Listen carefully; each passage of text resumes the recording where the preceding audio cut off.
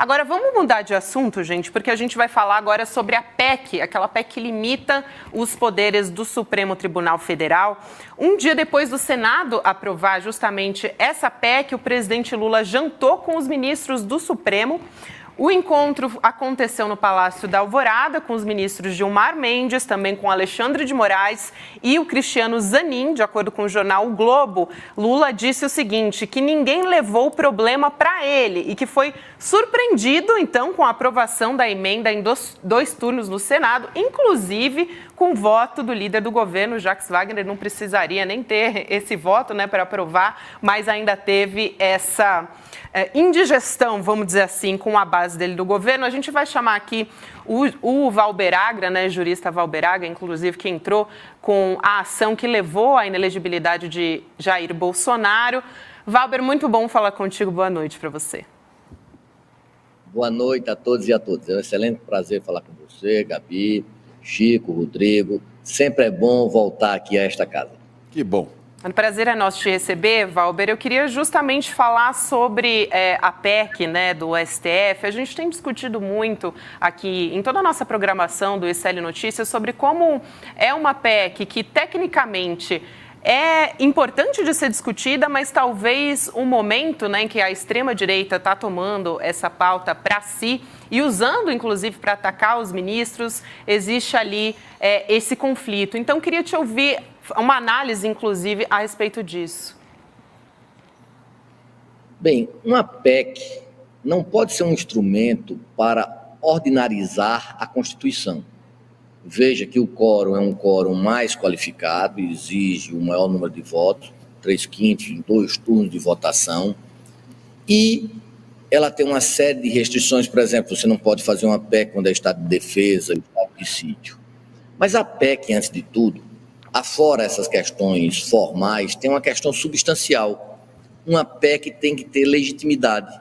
Uma PEC, antes, ela tem que ser alicerçada em discussões com a sociedade, que aqui não vai discutir o mérito especificamente dessa decisão do Senado, porque você não pode ter uma corte constitucional com 11 ministros, sendo 11 ilhas, mas você fazer uma decisão de inopino, uma decisão sem discussão da sociedade, como se fosse literalmente uma vindita privada, isso choca. Não há uma inconstitucionalidade formal, mas há uma inconstitucionalidade clara substancial. O que é essa inconstitucionalidade clara substancial? É um desvio de poder. Está se tentando constranger, está se tentando emparedar o STF depois das suas atitudes, depois das suas posições firmes, garantindo a democracia brasileira. Eu queria tentar aqui trazer um pouco também do cenário político, né, para a gente tentar observar esse contexto.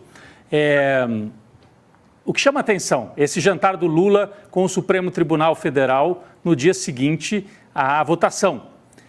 Significa o quê, talvez, no entendimento do senhor? Eu sei que a sua área é a jurídica, mas o senhor transita muito bem também pela área política e as duas estão ligadas, né? No entendimento do senhor, porque no meu entendimento significou assim, o Lula dando um certo recado para os senadores, do tipo, não vou lançar o Supremo ao mar. Eu estou ainda com os meus compromissos com o Supremo. Apesar do líder do governo, Jacques Wagner, ter dado um voto, e não foi só o voto dele, né? Não foi só o voto dele. Ele carregou com ele. Pelo menos 4. O Otto Alencar, que é da bancada da Bahia, é ligadíssimo ao Jacques Wagner.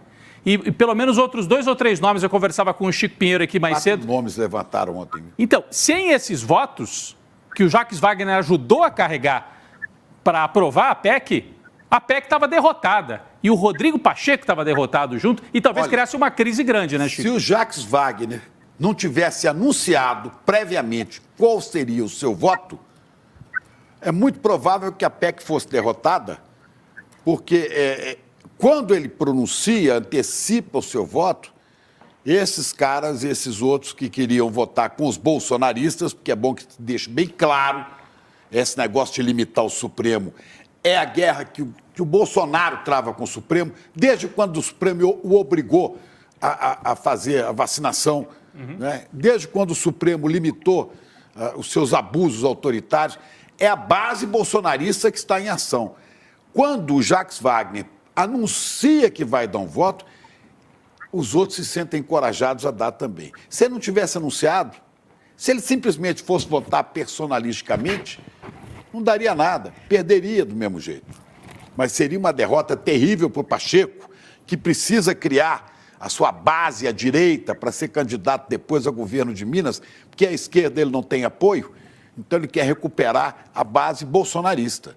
Mas dizendo, olha, no tempo de Bolsonaro eu não era tão bolsonarista assim, né? O Alcolumbre quer essa base bolsonarista para se eleger presidente. Porque você tem um jogo aí, é o bolsonarismo, que eu temo que é a tentativa do golpe congressual. Querem emparedar o Supremo, sim. Querem emparedar o Supremo, não gosta de decisão do Supremo, então a gente muda o Supremo. É isso.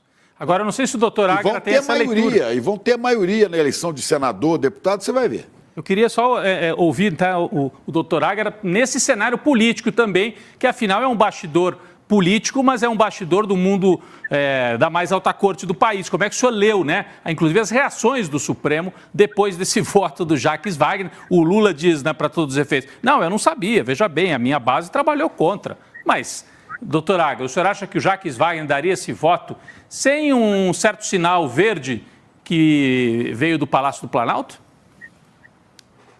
Vamos por parte, teoria do Jack. Primeiro, eu não tenho essa leitura tão aguçada na condição política como o Rodrigo e o Chico têm. Então, eu já peço de longe minhas desculpas.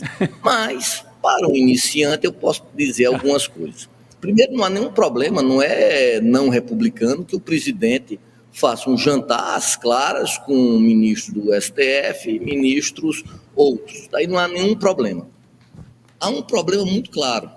E isso as forças progressistas se esquecem, porque nós ficamos assim, me desculpem, num tom quanto voluntarista. Devia ser feito, devia não ser feito. Mas quantas vezes nós discutimos a importância do Supremo nos últimos acontecimentos?